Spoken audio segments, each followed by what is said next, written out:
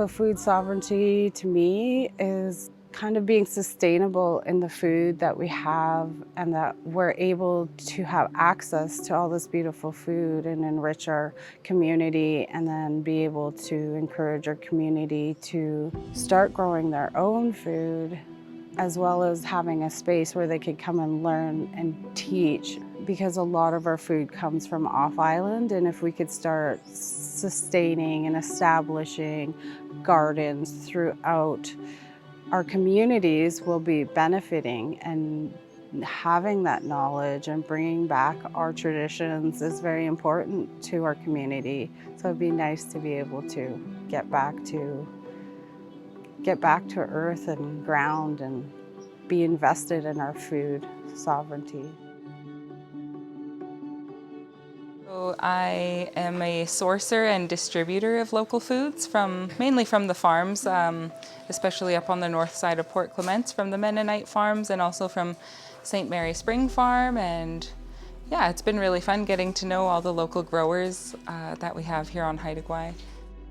So this greenhouse is here at Gaadgaas in loving memory of Kaya Nungkoyas Williams. You can see on the really nice plaque over there, and then it says Hlk'yak'ii, and right underneath that it has the direct translation, the plant growing house. So we're very fortunate and very blessed and really appreciative to have this is an incredible greenhouse, and I've been feeling very happy to be able to be here. And not only are we going to be growing food right here in this soil on Haida Gwaii, so it cuts out carbon emissions from having to transport food from other places. It can also be really beautiful, like the way that you structure gardens. You can make it so that it looks like a landscape, but you can actually eat it, so that's fun.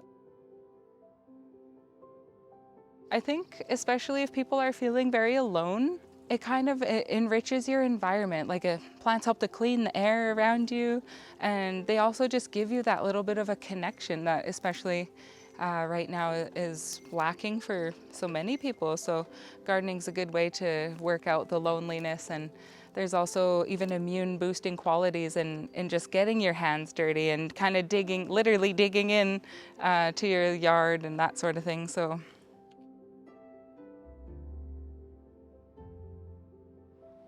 the community inspired this. The community, through their engagement, through the Healthy Haidas initiative, gave us this information about food sovereignty and how they wanted to create a space where we can offer a place to come get food and a place to gather and preserve all the beautiful foods we have. So drying, canning, gathering from the ocean floor, all those beautiful things.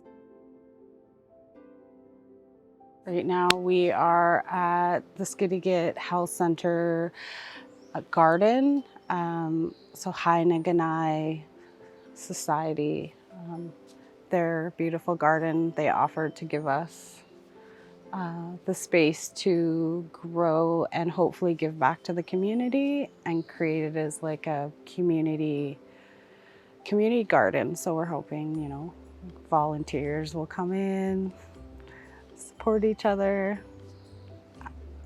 I'm so lucky today to have help watering all the plants. Jade and Juno Davidson, and yeah, they go to school here at Gaadgaas. They have gardens going at home. I see photos of that every once in a while. They're so cute. Yeah, they've been busy here. They're just on a watering spree. We have cabbages going, and squash, and a whole bunch of snap peas. Hopefully they're gonna be our friends and grow up nice and big and yummy. The tomatoes are going crazy. They're having a great time in there. And then there's strawberries all throughout underneath the peach tree as well.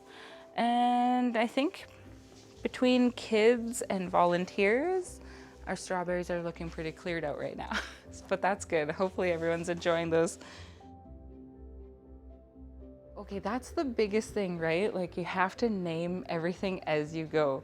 When you put your seeds in, like, you have to make sure you have the little stick markers and like a pen and just write what it is that you sowed where, because that turns into quite the guessing game really quickly. Like, yeah, you could play Guess That Plant every day for a month if you don't mark everything out right away. So it's best to just do it right away. That's what I've noticed.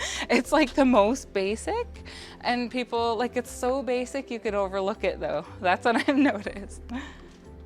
We know on Haida Gwaii, through some of the health surveys that they've done, we've got some issues that are pretty unique and really high here on Haida Gwaii, things like thyroid issues, all these things. There's so many things that are preventable. Well, some things aren't, right, of course, but there are a lot of things that are preventable through diet. And so we know that through the local Food to School program and all the research that we are able to access. The Healthy Haida Initiative knows that.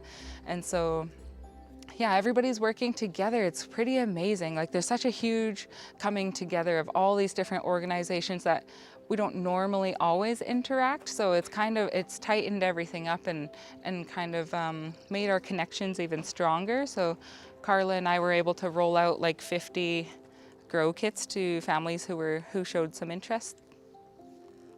The investment is rewarding because my daughter just wants to eat healthy. She wants to eat from the garden. She wants to taste everything. She wants to smell everything.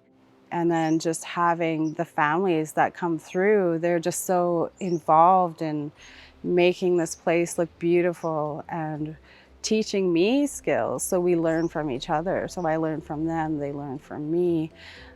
And we create this ongoing excitement to see each other, which is so exciting.